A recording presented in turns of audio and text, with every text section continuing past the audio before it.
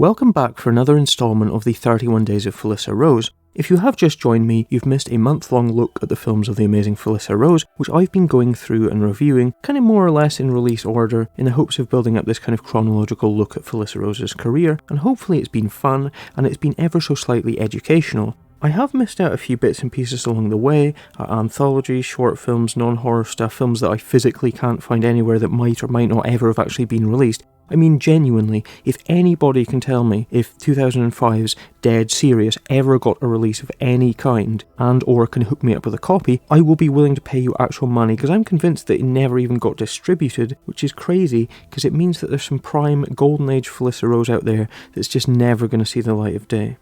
I've also missed out a few films that I thought kind of looked like they only had maybe very small Felissa Rose cameos in, just because then the whole sort of theme of the series of videos becomes even more and more tenuous, and I've also missed out a couple of films that just sounded like the sort of thing that wouldn't appeal to me, or that really kind of give off the vibes of stuff that I know I'd hate. Although why I decided to miss out My Uncle John's a Zombie, but went ahead with Ugly Sweater Party, I really don't know. But anyway, through a combination of one thing and another, I ended up kind of blasting through Felissa Rose's filmography maybe a little bit too quickly, and therefore what I've decided to do is to actually go back and talk about a film that I missed out the first time around, because it looked like being one of those ones that didn't have much of Ur Felissa in it. And that film is, of course, 2005 or maybe 2006's Under Surveillance, which was then released on DVD in the US under the name Dark Chamber, before then ending up retitled, I think for streaming, as Say You Love the Devil, and it's this title that I watched the film under, having bought it on Amazon Prime, although I think that in hindsight I'm probably going to actually try and pick up a copy of the DVD, just because the transfer on Prime is very dark and muddy and the sound is pretty shitty, to be honest. So, this is one of those films that's got itself plenty of alternative titles, which can be kind of frustrating, but I'm going to call it by the name that I believe it was made under, and probably the most appropriate title for it, which is of course Under Surveillance. It's interesting that the other titles and the general kind of way that this film was sold once they ditched the Under Surveillance title kind of makes it out to be a more overt horror film. They kind of punch up the horror aspects with titles like Say You Love the Devil. Whereas the truth is that it's kind of more of a thriller, but one that just happens to have maybe a kind of horror flavouring to it.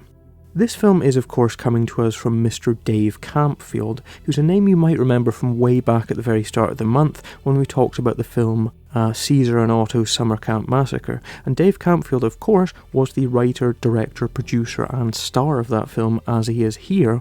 Although not strictly true, he acts in Under Surveillance, but he isn't the lead, you get the idea. What's interesting though is that in Summer Camp Massacre, Dave Campfield was doing his comedy routine, and the film itself was very overtly comedic, and in my opinion a little bit lame, although in hindsight compared to some of the shit that I have been through since those days, like Ugly Sweater Party, it was actually pretty harmless fun. However, this time around, Under Surveillance is totally deadly serious, and even though it's definitely a lower budgeted effort, it's very confidently put together, and it's got this kind of nice atmosphere and style to it. So the plot of this one is about this young guy called Justin, who's a law student who returns to live with his father after some personal problems, and he finds himself involved with what appears to be a murderous cult after this woman that he met up with turns up dead. Investigating the rumours of cult activity, Justin and his group of friends take to spying on the inhabitants of this apartment building in the hopes of finding the killer. We get a look into the private lives of all these characters, while Justin kind of gets drawn deeper into his world of voyeurism and slightly immoral behaviour. There's a lot about kind of faith and morality in this film. You know what's weird though? I can't believe I missed this one out, because I had a really good time with Under Surveillance, especially after the shit show that was The Demented. This is a really nicely thought out little mystery thriller that showcases a pretty large cast of people that, I've got to admit, aren't familiar to me, apart from Dave Campfield and of course Felissa Rose herself. One of the things that's interesting is seeing just how wildly different a lot of Felissa Rose's roles have been over the years, and whilst I'd say that she's kind of settled down into playing parts that are slightly more like her real self, that call upon her to be fun and bouncy and likeable, which is nice, she's also somebody that's hard to know what you're going to get. She isn't somebody like Kane Hodder, who kind of just tends to get cast in the same types of roles. She really does play a wide range of different parts. I wouldn't say that there is a quintessentially Felissa Rose-esque part. In Under Surveillance, she's one of the tenants, a massage therapist who gets flirty and dirty at a moment's notice and gets a chance to play the kind of up-for-it temptress here, which she does very well, although it's interesting to see that throughout her career. Felissa Rose has never been around to just play the obvious kind of sexy parts, despite her obvious advantages in that respect. She's somebody that's chosen for her ability to add charisma and energy to film, not just basic sex appeal, which is great.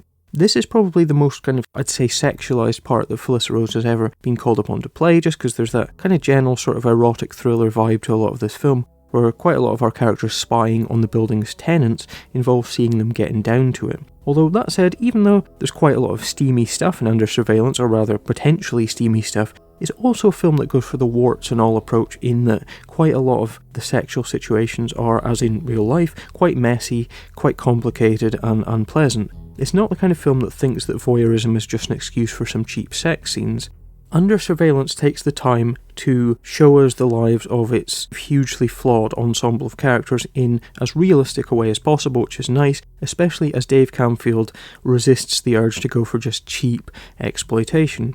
I think it's also impressive how well all the different threads of all these different characters' stories come together and manage to create both a mystery, but also this world that feels alive. It feels like it's got just enough depth to it that you can actually believe in the characters. Most of it's fairly low-key, quite naturalistic, which is just the way I like it, and I think that for a film of this kind of budget, this kind of aesthetic, that's what you want to go for. The soundtrack is also very minimal, which is nice, because a good brooding under-the-surface soundtrack that's textual, rather than something that's obviously bigger and more thematic, can really enhance a film, and the score in Under Surveillance just adds to the feeling that they're watching a film that's punching above its weight. I admit, it does have quite a cheap look to its visuals, just because of the time in which it was made is a time in which low-budget films did look quite drab and flat, and time hasn't been really that kind to the early 2000s cheapies. But that is a very superficial complaint though, and not one that I can really hold against the film itself, just because it's not really the fault of the filmmakers. Given their budget, I think that Under Surveillance looks as good as you can expect, and it is well directed, which makes a big difference. It's also a film that's more about characters and dialogue rather than these kind of big filmic set pieces. So the fact that it sometimes looks a little bit cheap doesn't really matter so much because the acting carries you along, as does this really nice soundtrack. I think once you get used to it, as with all these sorts of films, you'll be fine. But I just bring it up because I know that a lot of people these days kind of really bitch about the way that even slightly older films look. Me, I'm not that superficial, and I think that if you can feel that the filmmakers are really trying their best, then you can see past the surface, and I think that Dave Campfield has done a really good job with this film. I'm thinking that Under Surveillance probably has got a Felissa factor of, I'd say, 4 out of 10, because she is part of a bigger cast of characters, all of whom have got a few scenes each to kind of do their things, but she's one of the less important members of the cast, I've got to say. I think it's a good performance. It's always good to see Felissa Rose working with the director twice, because it kind of suggests that she must have got on with him the first time around. Of the two Dave Campfield Felissa Rose collabs that I've seen, this is by far the better of the two. I think that in all fairness though, I'm probably going to give Under Surveillance a rating of 6.5 out of 10. It's interesting because I really think that it's one of the few films that I've talked about this month that weirdly, I actually genuinely have got almost no reservations about whatsoever. I think that it actually succeeds almost 100% at what it's trying to do, maybe 95% to be honest, because there are moments of acting that are a little bit subpar. But on the whole, I think that Under Surveillance is a really, really well-made low-budget film that knows its means and tells its story effectively and cleanly. I like that it's totally serious, which is a lot rarer than you might think in low-budget horror films, whilst also not being really obviously button-pushingly nasty and grim. So why only give it a 6.5 out of 10? The truth is that as a piece of filmmaking in itself, I think that it's very good and Dave Campfield should be proud of himself. However, for me, it just comes down to the fact that I'm not blown away by this story. It doesn't really move me, give me chills, or scare me, or excite me. I'm not apathetic to it by any means, but it's just a fairly kind of run-of-the-mill little mystery. It does its own thing very well, but it just doesn't speak to me. It doesn't give me quite what I need from a film to really make it that special. I think that if I give any film a 7 out of 10 or higher, for me, that's a film that I really enjoy and could happily watch again. A film with moments that really work, that got me emotionally involved, whether it's horror or action or whatever.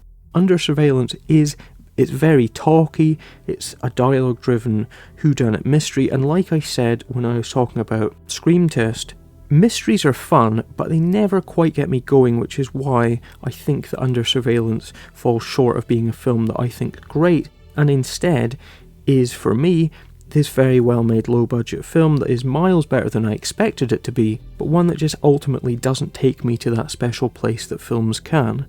I still think that it's one of the best Felissa Rose films that I've seen though, and I'm really glad to have seen it, and it's nice after watching so many kind of lighter, jokier films to see somebody trying to make a straight, down-the-line serious film again. Whether you watch it as Under Surveillance, or Dark Chamber, or Say You Love the Devil, I think that this is a film that deserves a watch. And the most important thing of all, which I've totally forgotten to mention, is that Desiree Gold is in this film. Desiree Gold, the crazy Aunt Martha from Sleepaway Camp, reunited here with Felissa Rose, even though they don't actually share any screen time. Remember I said that I thought she was one of the coolest, funniest things in Sleepaway Camp? Well, she is alive and acting, and this is one of her few other roles where she gets a chance to play our lead character's mother. She actually, I think, gives a pretty legit performance that is miles away from her craziness as Angela's aunt. It's a little bit of a shame that she hasn't done more stuff just because she's such an interesting personality, and as we've seen, has got the capacity to be well and truly incredible to watch on screen. It's amazing when you think of it just how many of Felissa Rose's fellow Sleepaway Camp alumni turn up in her films, which I suppose is maybe a testament to just how special that film is for so many people, that a lot of the people that grew up watching that film, who are now the ones behind the camera, are honouring the ones that inspired them to start making movies in the first place, and that is something that's always amazing to see. So I think that should probably be our lot for today. I hope you've enjoyed it. I'm going to do something a little bit different again tomorrow, a slightly different approach, but one that's going to again continue to pay tribute to our amazing Felissa Rose as we continue our journey through her filmography. I can tell you now that it's going to be an interesting one, and hopefully you'll be there for that. Day number 28 of the 31 Days of Felissa Rose. See you later, alright?